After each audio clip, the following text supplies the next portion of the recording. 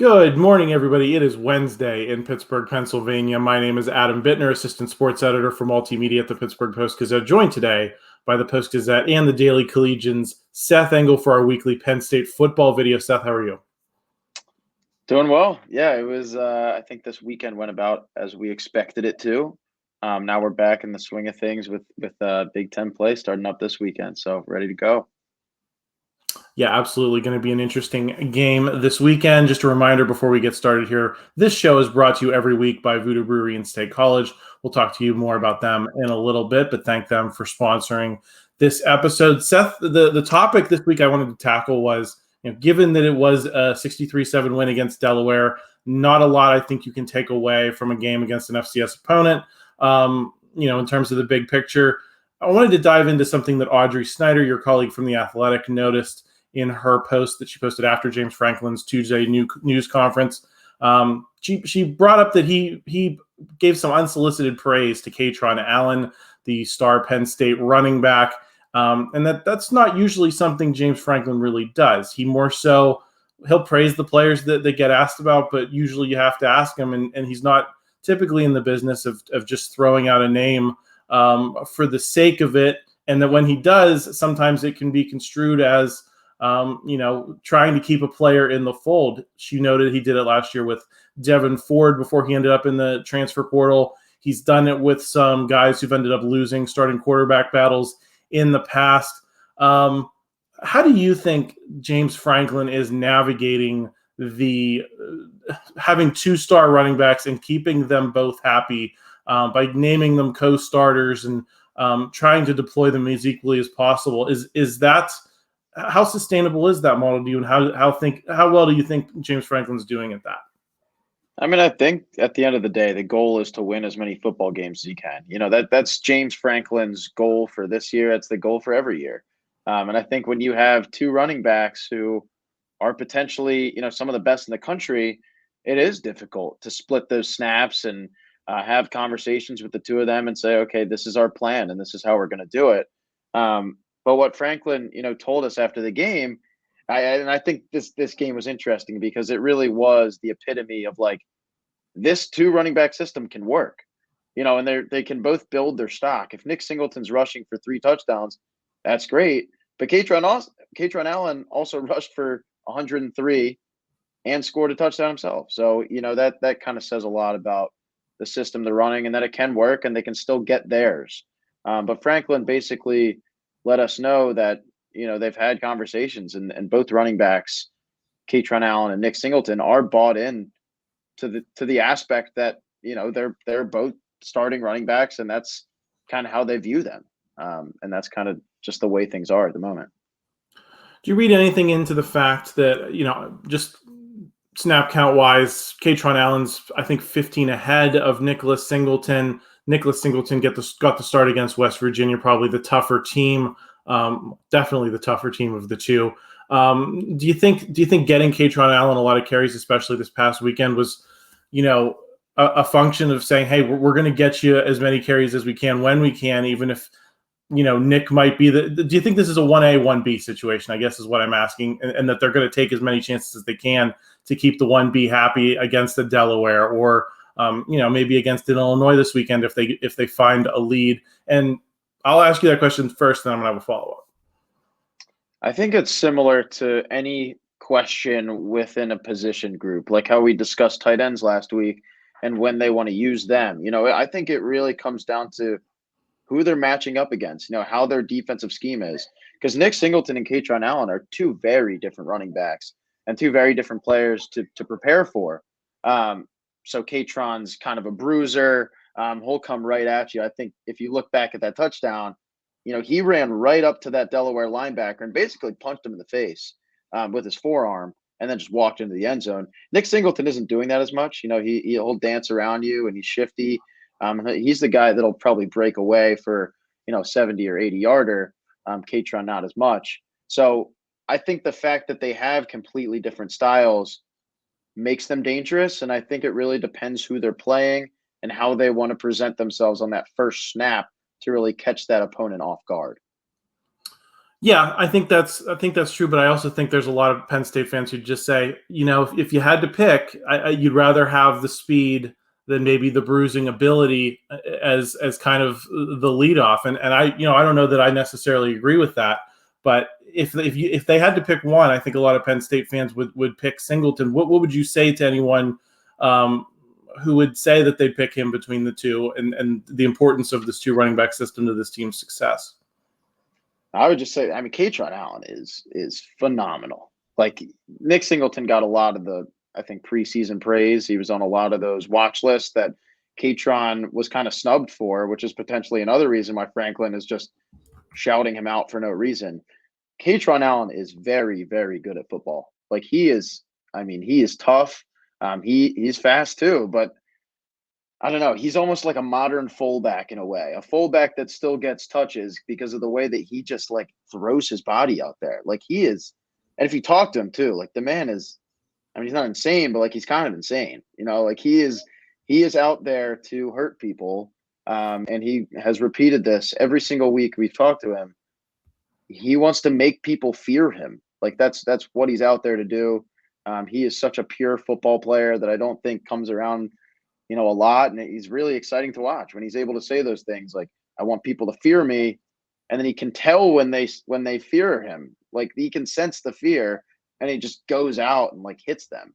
It's like, I don't know. It's fun to watch. And, if you've only heard of Nick Singleton to this point, and that's all you really care about, like it's time to learn about Kaytron Allen because he also will be an NFL running back in a couple of years. Would you be surprised? I think it sounds like you'd be surprised to find one of them in the like a Devin Ford situation, find one of them in the transfer portal during this season. But would you be surprised going into the offseason if, a Kaytron Allen or Nick Singleton said, all right, like, I've been in the system for a couple of years, have had a couple of solid years, but I want to go somewhere where I can be the man and I can, put up some huge numbers and maybe boost my draft stock into the first round. Because we know how important that fifth-year option is for running backs earning power in the NFL, right? Because if you get picked in the first round, you get an extra year before you get dragged into the contract mess that we've seen even with Saquon Barkley, who I think's, the best Penn State running back I've seen in my lifetime. Do you think one of those guys may want to be the man and lead a backfield and make their statement to an NFL team separate from Penn State? Yeah, I mean, I can understand why, in this era of college football, it might make sense for a guy like Kaytron Allen to enter the transfer portal. And, if he's close to 1,000 yards with Penn State while splitting snaps, how much could he have if he's the primary guy on another team? Like, I understand all that. But at the same time, like, I think Penn State's making it work. For a two-back system, they are getting their touches. If Nick Singleton is scoring a hat trick, it says a lot that Kaytron Allen's also there rushing for over 100 yards and scoring his own touchdown. I think it's similar if you look back to Georgia a few years ago when they had that running back tandem with Nick Chubb and Sony Michel and DeAndre Swift. That was a very deep room, and even they made it work. And it was for the betterment of the team. I feel like at the end of the day, and this is kind of repeated a lot, is your best chance of making it pro and having a long future and setting yourselves up for something is by making it to the playoff. The more you win, the more eyes you're going to have on yourself. So you don't just want to go to any program. If you can play, you can show it on film, but do it on a big stage, and you'll have a better chance of being like an early draft pick. That's my thought process. One thing that Audrey brought up in her story as well today is that the Kaytron Allen simply hasn't gotten the same kind of NIL interest that Nicholas Singleton has because he hasn't been on those watch lists, because he doesn't have that run in the Rose Bowl, I think, to kind of fall back on as a memory, Penn State fans are going to have forever. What would you say about how NIL factors into the situation? I believe Kaytron Allen said it's not a big deal to him. I guess, to what degree do you believe that? I think NIL probably is important to everyone right now, especially when your roommate, Nick Singleton, because they're roommates, especially when your roommate, Nick Singleton, is, it seems like he's signing a deal every couple of weeks. That man's probably making close to $1 million this year, I'm going to project. pretty close to Drew Allar, in that regard. So it definitely makes a difference. And I don't think Kaytron Allen is making anywhere close to what Nick Singleton's making, but that's also because if you talk to him, I just don't know if he's like as marketable. Maybe he is. He is a different type of person. I don't know. I'll say that. But yeah, I think it does make a difference. Like, players want to make money. That's a lot of the reason why. I mean, they love football, but at the same time, like, you're trying to make the pros, you're trying to make millions of dollars, and you want to make your share when you're in college.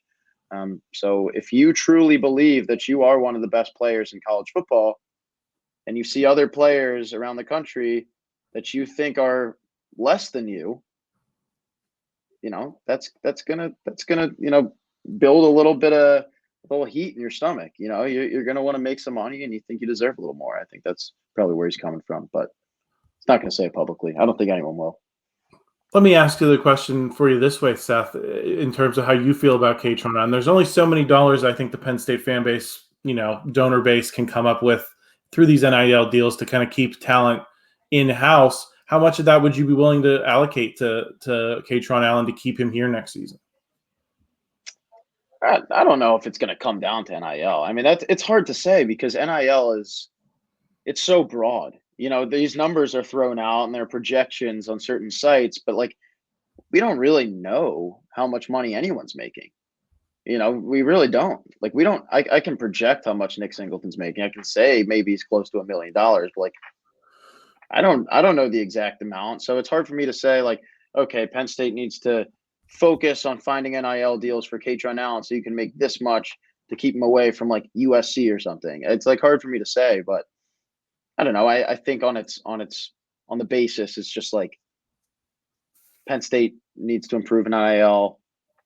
Every single star player on offense should have a lucrative deal that should keep them away from other top programs in the country. That's basically like, that's how you're going to compete in college football for the next however many years in the NIL era. My bad. Yeah, and I think there's definitely a part of that too. Penn State fans don't want to hear it, but you're going to have to come up with the big bucks for some of these guys. If you have a lot of talented players, you're going to have to put a lot of money into the roster in this era of NIL, and that might be part of it as well. Seth, I want to get into a column that you wrote about scheduling FCS opponents in the Daily Collegian. Before we do, though, just want to shout out our sponsor here, Voodoo Brewery State College. Enjoy world-renowned craft beer and delicious cocktails at Voodoo Brewing Company State College Pub, located off College Avenue at 201 Elmwood Street, State College. VBC State College has something exciting going on every day of the week. Join them this fall on Mondays for weekly free play cornhole tournaments, or test your knowledge with pub trivia every Tuesday at 6. Wednesday is their game night featuring board games, card games, and the Nintendo Switch. Every Thursday, your boy Dots hosts bingo, and this isn't your Nana's bingo. Saturday, they have the Nittany Lions in college football on, and every Sunday, they will have either the Steelers, the Eagles, or Red Zone on the screens. Thank you to Voodoo Brewery State College. Seth, you wrote in the Let's Be Frank feature on the Daily Collegian website, I'll include the link to that down in the description this week, that Penn State should be scheduling an FCS opponent like Delaware every season, noting that James Franklin, has pointed to the data and said every college football playoff champion since Ohio State in 2014 has had an FCS team on their schedule. What would you say to the argument that I think your argument boiled down to? You get a look at a lot of players that you might not otherwise in playing an FCS game like they did Saturday against Delaware. You get some freshmen in the lineup. You get some second teamers in the lineup. You rest some of your first teamers. They don't have to play the whole game. I think some of the defensive guys this week didn't even play a whole half, and that there's benefit to that. Some people might argue that you can do those same things against, a Marshall or a Nevada, teams that are coming up on Penn State's future schedules. What would you say to the argument that all things being equal, especially in a 12-team playoff era where your resume is probably going to be compared to 2 or 3 other teams and not just maybe one, and the difference between 4 and 5, the difference between 12 and 13 and 14, you're going to have to try to stand out in some way. It is not playing a little bit of a better, Division I opponent, one FBS opponent, maybe going to be the tiebreaker in some of these playoff discussions that we have in future seasons. I understand that argument. I think it's a good point.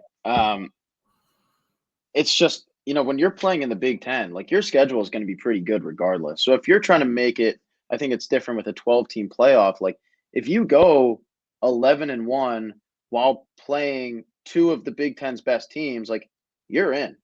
If you go, and we'll see how it works, but if you go 10-2 while playing two of the Big Ten's best teams, if you have, one or two pretty decent wins, I think you're in.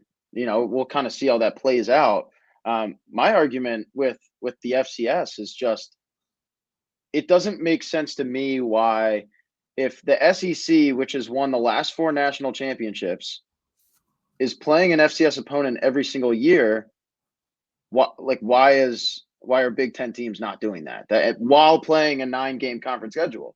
The SEC already has 8, and you can make the argument about schedule difficulties when it comes to conference play. I think the Big Ten's pretty good.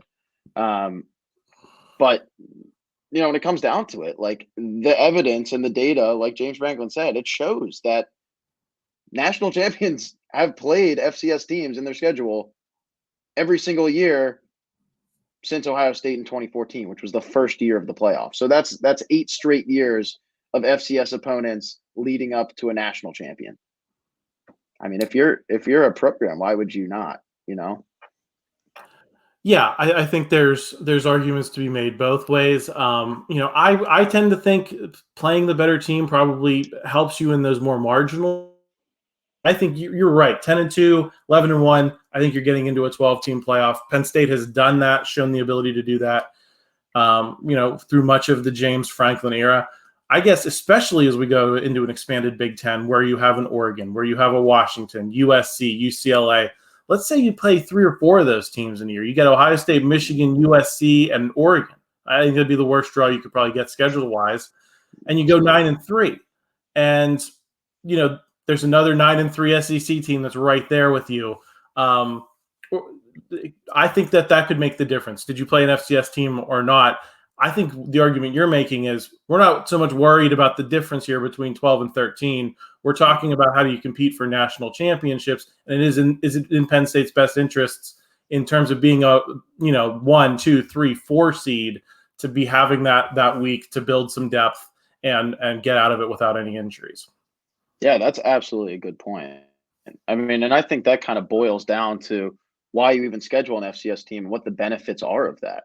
I think the most important thing of all, which is kind of what I was talking about before, is like it's basically a free win. You can play an FBS team, maybe a low-level FBS team, and it's still likely going to be better than that FCS opponent, which gives you less of an opportunity to put another check mark in the win column. That aside, when you blow out a team like Delaware the way that Penn State did, you mentioned this too, is you rest a lot of guys and you get guys who probably wouldn't have played that much. You get them minutes early on. So all of those things really help out. And I think especially could help out in an expanded Big Ten when, like you mentioned, you could potentially play, Oregon, Washington, Ohio State, USC all in like 1 year, depending on how the schedule turns out. You're going to need your best guys rested up. So if you schedule an FCS team early in the season, blow them out, rest your legs, and it'll come in handy later. I think it's going to be interesting to see how that conventional wisdom unfolds as we're finally in that 12-team era, and we get to see how the schedules play out and how that data starts to build. Penn State does have a lot more FBS opponents, of Group of 5 conferences on their schedule in future years than FCS. Will that stay the same? Will that change? I think it's going to be interesting to watch that. Seth, I wanted to ask you about some individuals here before we sign off today. Just some people who've been catching my eye, have been catching a lot of people's eyes in the data. Malik McClain has the offense's 3rd best Pro Football Focus score, only behind Drew Allar and Keandre Lambert-Smith. Trey Wallace has doubled him up in snaps. Do you see that at any point this season becoming a battle for that number 2 job? Or do you think there's a lot of belief in Trey Wallace, even if the Pro Football Focus grade isn't necessarily there? Yeah, I mean, it's only been 2 games. I think McLean really impressed in that in that West Virginia game, but so did Trey Wallace. McLean had 58 yards and a touchdown, and Trey Wallace he was in the 70s in receiving yards in that West Virginia game. So it's kind of hard to pin them against each other right now because they've both played relatively well. It's also hard to evaluate either performance from the Delaware game because most of the starters were taken off the field after 2 quarters. So, McLean only had, 1 reception for, I think it was 7 yards in that Delaware game, and he was done. Whereas he could have had opportunities against a better opponent in that second half. I think McLean is good. I think he's really good. He's 6'4", but he moves like he's 5'11". He's fast. He's shifty. He has good hands. I think rather than him competing for that number 2 spot, which I feel like Trey Wallace had pretty much locked up since the spring, I think they could run some different sets and play him starter reps when they take out Liam Clifford in the slot. And we'll see kind of how that works. But, I think that number 3 spot's still in heavy competition, as we've discussed since the summer. And we'll see how it goes with them. Penn State reporters got Drew Allar on the conference call this week. And then I know James Franklin talked about him and his maturation process during his weekly news conference on Tuesday. What did you take away from those conversations, Seth, about, where Drew Allar is and how the coaching staff feels about the progress they've seen in his first 2 games as the starter going into his first road game and his first Big Ten road game this week at Illinois? I think they feel about as good as they can right now. He's been playing well. I think of the worries we had, he really, he looked great against West Virginia. I think he didn't really throw the long ball against Delaware, but he was still pretty efficient. I don't think there were really any scares that we saw in that West Virginia game. I think he's doing well and he's doing what he can, and that's kind of how the coaching staff views it. It's really just we'll see how it goes kind of basis with Drew Allar. That's how it was during week 1 when we were trying to evaluate him in that episode, and that's how it's going to be going into his first road test. It's just, we'll see how it goes. He's played in road atmospheres before. He played in Purdue when Sean Clifford got out, last year in that season opener. He looked pretty good, and he played in the Rose Bowl. So he's not, it's not like he's inexperienced there, but he just hasn't started a game and really finished one all on his own. So we'll see how it goes. Dom DeLuca is another guy I wanted to talk a little bit about. He's actually the defense's highest graded player right now. He had that pick 6 Saturday against Delaware. He also dropped another one, so he could have had 2 picks on Saturday. Where does he fit into this Penn State defense? Former walk-on. Do you expect him to have a growing role if he keeps stringing together performances like that, especially against the better teams Penn State's going to be facing in the coming weeks? Yeah, he's playing a lot. Whether it's on defense or special teams, DeLuca's role is growing. Pretty quickly. He was named special teams captain this year, and he was also put on scholarship, right after the Rose Bowl. So it's been a pretty exciting couple months for him, but I think it's pretty deserved. And what we've seen from DeLuca these first couple weeks, I don't think is really a surprise at all. He's putting it all on the table there, whether it's on special teams, donning that number 0 jersey, or on defense. Like he said, he almost had it wasn't just 2 interceptions. He almost had 2 pick sixes. That one that was dropped was very close to the end zone. I think he could have brought that in. Luckily for him, he got another chance, and that one, talked to him after the game, and that one felt pretty good for him. So I think his role is growing. He is in that linebacker rotation. He is not just a special teams guy or a feel-good story. Like, he's a good football player, and he's going to continue to play. I wanted to ask you about some of the freshmen as well. We got a chance to see some of them. I think King Mack it impressed a lot of people. Tony Rojas was out there. I think James Franklin was also asked about Jameel Lyons. What did you see from those freshmen this week? Of course, it's just Delaware. But they're just recently on campus, so it's good to see them do well, against anyone, I think, at the stages of their career. So what were your thoughts on those 3, and was there anyone else who stood out to you?